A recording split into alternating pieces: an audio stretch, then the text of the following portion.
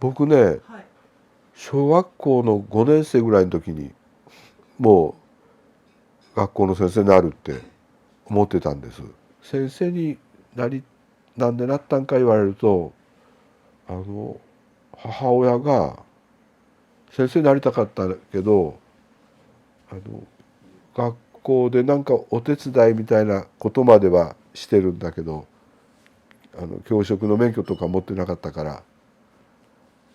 母親の願いが一つあるんですよ。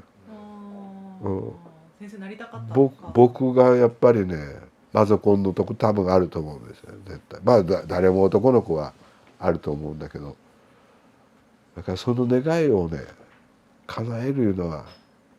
あんまり表では出してないけどね。いや、教職になる本当のきっかけなんてそんな感じで何かしてやろうとか、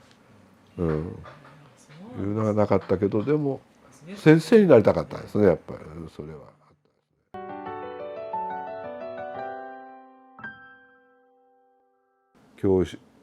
教員になる面接では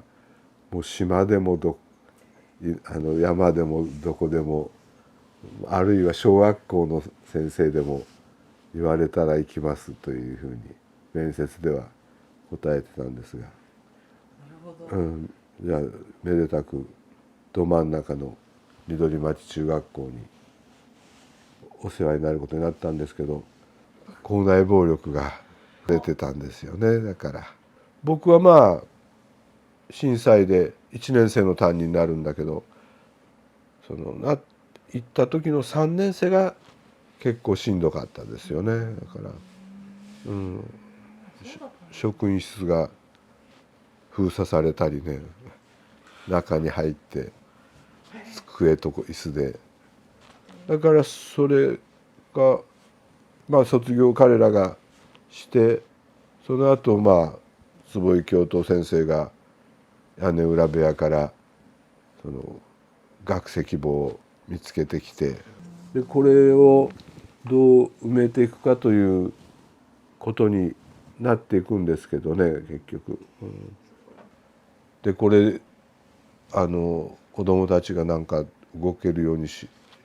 ろみたいな感じで、結構もう若造なのに任されてる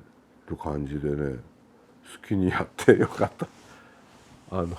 きにやって失敗したらどうにかしてやるよみたいなぐらいの感じで、もう本当恵まれてたんですけどね。でどうしようかなって思ってまあ思いついたのが、その第三国民学校の通ってくる範囲ですよね。これがねちょうどね町内会長さんの数が100だったんですよ。これを3学年の全クラスに、その当時12クラスとかあったと思うんです、1学年が。100人の町内会長を3学年に振り分けまして、インタビューしたりとかしていうのが、秋の文化祭で壁新聞を模造紙にまとめてそれを貼って保護者も見に来てとかいう流れがずっとありましたからね。だからそれの一つのテーマとして、うちの班は町内会どこの宇品の町内会長さんのとこ行きましたとかね、そういう感じだって、で申し込みからするんです。何月何日にお伺いしてこういう話聞きたいんですかいうのも電話でやっといてというような、もう自分たちでやったりとかで、当日は時計係とか録音機持って録音する係とか司会とか、そんな分担もしてあって、だからそれ自体がまあ集団作りというか、取り組みの一環であったんですよ。だからそこはねもう今までの流れの部分で子どもたちが取り組む平和教育という、その上から降りてきたものじゃないというところはやっぱりその当時の教職員集団が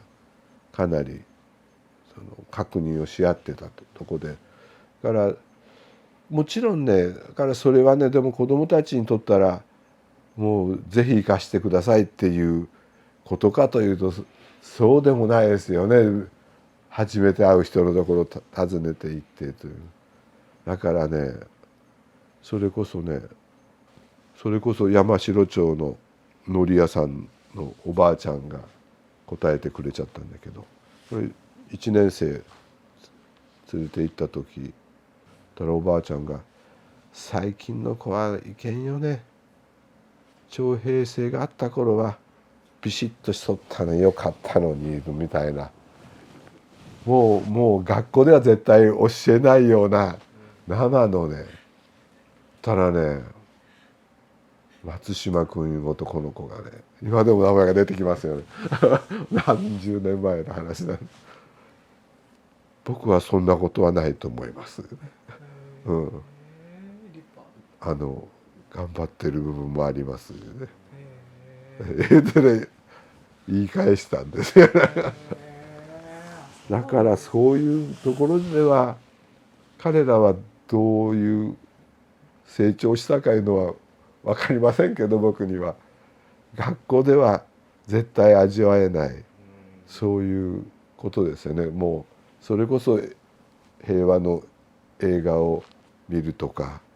本を読むとかでは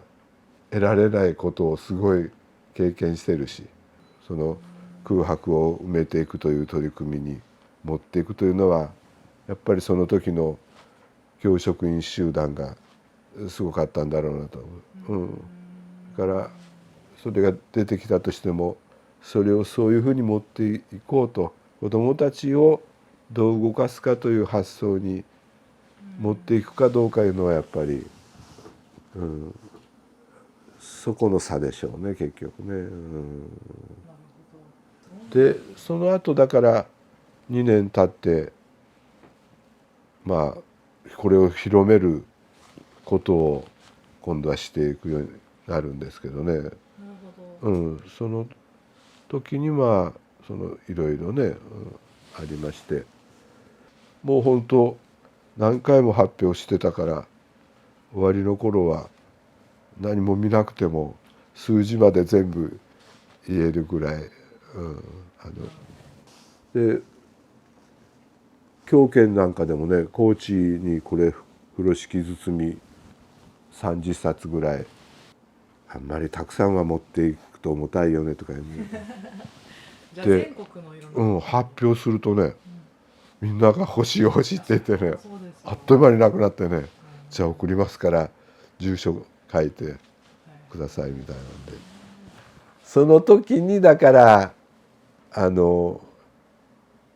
天狗になってて、僕が調子もうね見ずに言えるぐらいでこうすごいすごいって言われるわけだから、どんどん調子に乗ってって、ある時発表してたら質問の時間になって、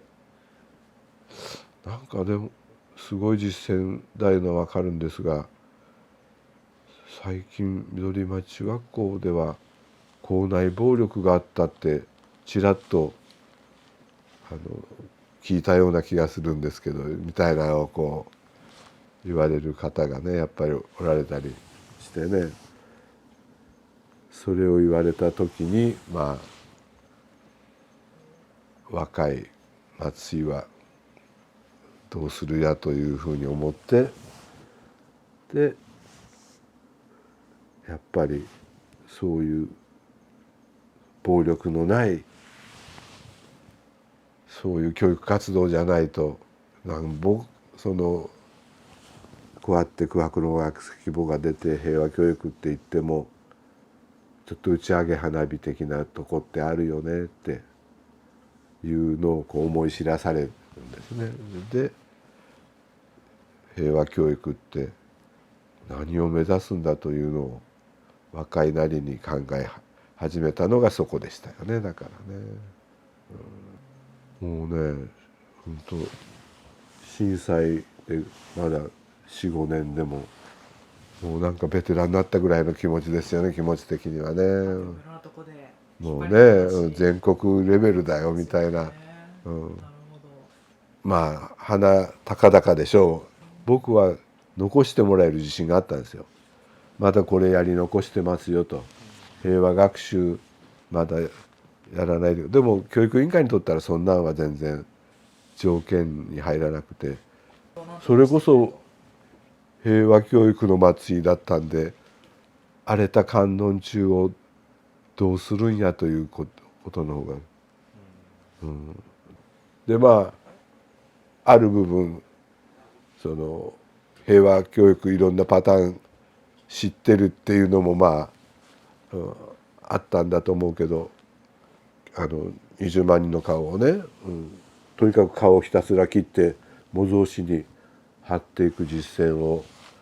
されてるのはあるんですよって。20万人の顔っていうのは原爆で亡くなった人の数にこだわった20万人なんですけど、それはやりましょうっていうんでね、それでも20万ですからね。それがねなかなかできなくってね、でね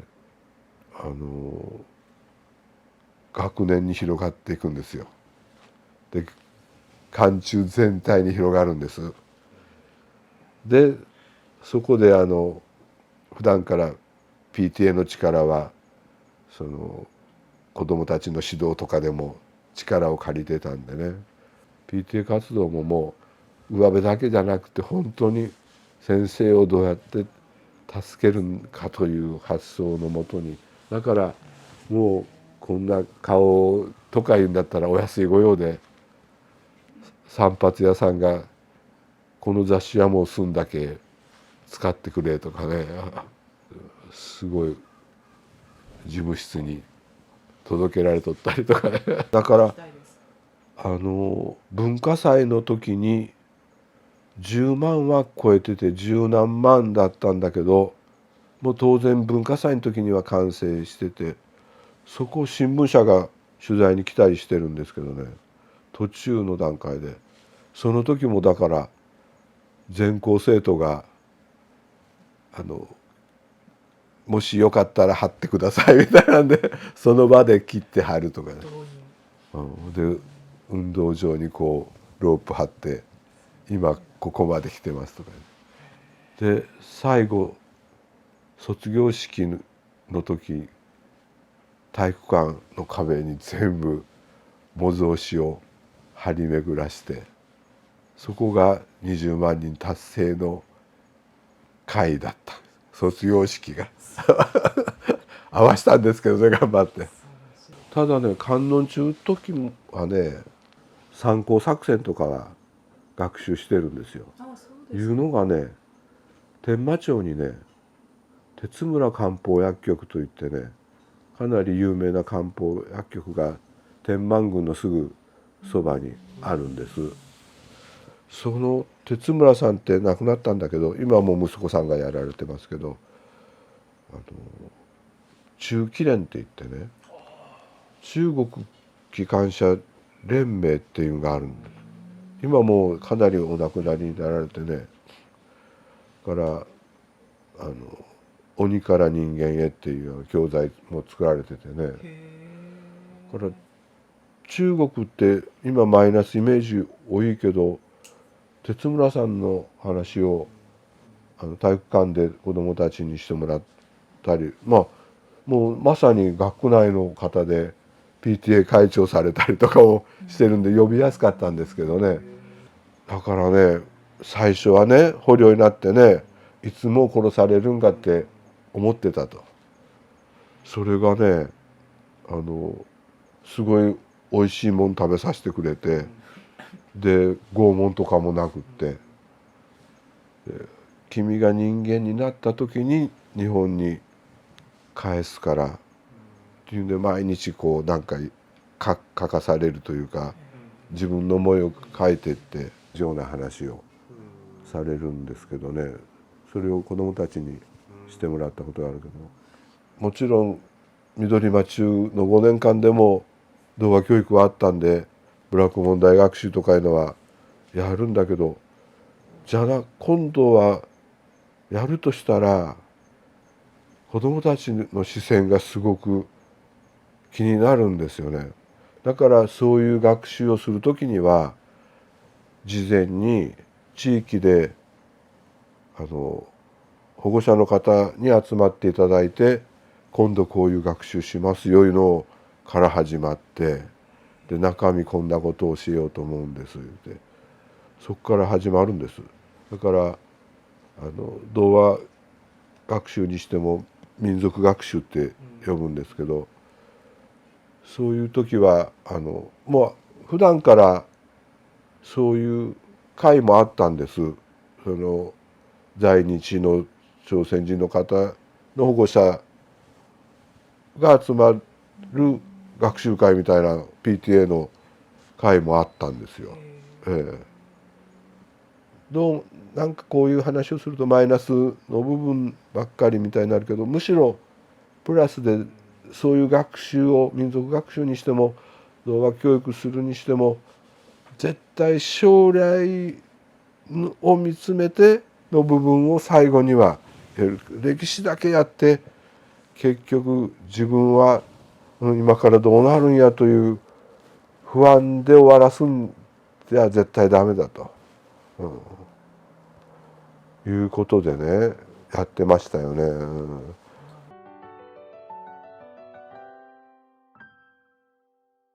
その時はやっぱりレールを作っていく部分ってありますよね。だから、平和教育研究所だった時ってやっぱり自分の知識がどんどん増えていった時でしたよね。ただあの時代に結局胃の中の蛙的な部分って絶対あったわけで、広島市でどういう平和教育がされてるかというのも聞かれたら分からなかったわけですよね結局。だんだんこうそういう専門員になってそう聞かれること増えてたんですよね。で全国教研なんか行くと広島は今どうなってるんですか、すごい注目されてるんですよ広島の平和教育の実践は。その時答えられなくってこの実態調査がねこれが始まっていくわけですけど、この時に聞かれてもちゃんと答えられるようにするためには調べるしかないなっていうんで、広島市立の小中それから特別支援学校にアンケート調査を送ってというのを始めて10年間は毎年やりました。まだエネルギーがあったんですよね。でね10年経った時にだいたい方向性が見えてきても傾向が分かってきたんで3年おきぐらいに変わっていくんですけどね。それでね小学校なんて見てもらったら分かると思うけど、中学校はねもう僕が実態調査した時平和教育研究所あったからカリキュラムってちゃんとあったんです。だから中学校はもう始めた時にほぼ90何パーですよ取り組みは。だけど小学校はね国語の教材で一つの花やりました、それがうちの平和教育ですって平気で書いて出す校長先生がいたわけでね。だからね国語で教材やるのってそれ当たり前でしょみたいな。だから取り立てての平和教育じゃなかったんだけど、でそれが毎年10年間アンケート用紙配って回収するとこれも平和学習なんだっていう、図書室に平和コーナーを作るとかね、七夕学習の中にちょっと戦争体験の話も入れて平和学習に変えていくとかね、夏休みにおじいちゃんおばあちゃんから昔の話を聞くとかね、なんかすごいことをしないと平和学習ってできないと思ってたのが、厚井先生来年は丸の数3個は増やしたいと思ったんだと書いてねアンケート用紙に書いてあったりとかね。だからやらないといけないって思ってる先生っていたけど、何が平和教育かっていうこと自体、もともと平和教育って多分僕らが小さい頃って福屋のデパートの前に片足のない少尉軍人の人がいたりとかね、顔にケロイドがある人がもう普通におられたからね、もう戦争がどうとかいうレベルじゃなかったのが、20年ぐらい経った時に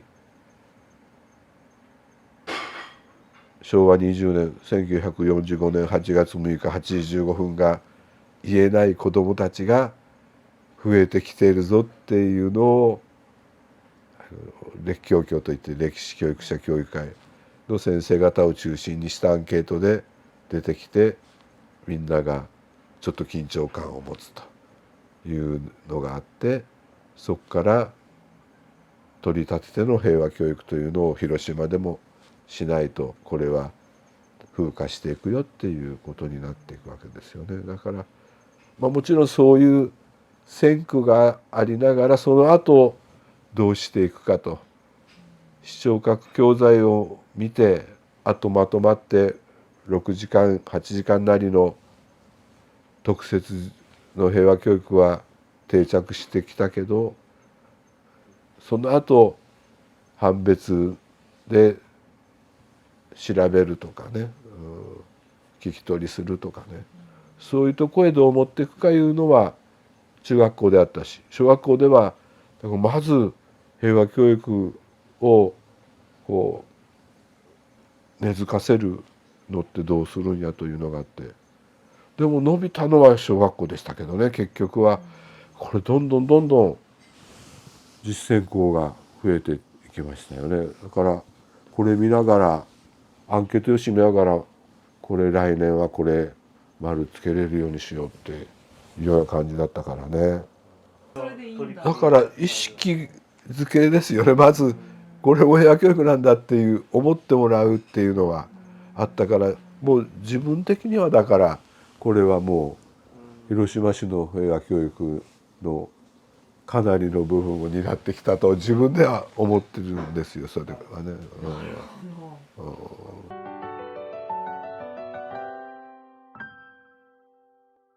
広島の平和教育語りなさいと言われたら、もちろんもう原爆は絶対もう大前提でありますよ。これをないがしろにすることは絶対ないですけどね。ただそこで終わってしまうと知識としての平和教育になりがちですよね。だからじゃあどうしていくんかというところですよね。そこへ必ず行かないと。だから平和教育平和学習する時に必ず事前にアンケート取って「今日本は平和だと思いますか?」っていうのを聞いて、始めた頃はね、観音中の頃にそれ調査した分ではだいたい3分の1なんですよ。平和だと思うと平和じゃないと思うとどちらでもないっていうのがきれいに3つに分かれてたのが、宇品や大津でやった時は平和じゃないかなっていうのが、結構増えてきてね。もちろん平和だよね、外国の子供たちのことを考えたら平和だよねっていうのはあるけど、池田小事件とかあったでしょう。でだんだん学校で遊んではいけませんとか、まっすぐ寄り道せずに公園で遊んではいけませんとか、子どもたちが肌でそういう危機感を感じ出して、ね、知らない人に声かけられても答えないようにとか変な時代になってきましたよね。子どもたちの意識の中に平和じゃないかもしれないなっていうのはその核兵器がどうとかよりもそっちなんかの方があったかもわかんないですよね。だから、原爆で始まったとしても最後は命を大事にする教育だということになっていくんですかね。もちろん戦争のない世界っていうことになるけど、今戦争がなかったら平和かっていうとそうじゃないんですよね。だから飢餓の問題や公害の問題とか本当にこうグローバルで SDG じゃないけどね、それこそ多種多様ですよね。もういろんなことがありますよね。だから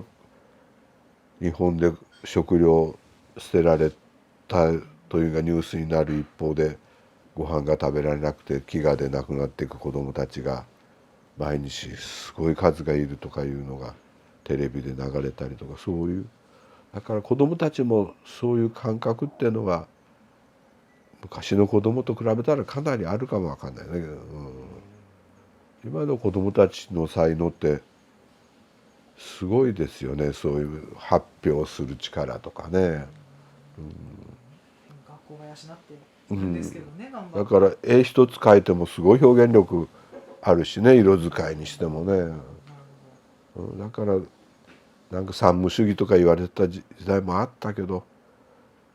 でも子どもたちの力すごいですよね。まあある意味二極化してるとこもあるからね、ここのその二極化してる低変層の子どもたちをどう救い上げるか、どう大人がサインを見逃さないかっていうのは絶対あると思いますけどね。みんな中流だって言った時代とはまたちょっと今変わってきてますよね。だからそういう世相というか社会状況まで含めての平和教育、だから平和教育ってもうくくらない先生が増えてきたけどね今、もう人権とか、生きる力をどう持つ育てるかで、特に今は問題解決型になってきてて、だから何かこう問題が起こった時に話し合ってどう解決できるかという力、まさにもう民主主義ですよね、これがね。だからどう民主社会の主人公を育てていくかというのが学校の役目だと思うんだけど、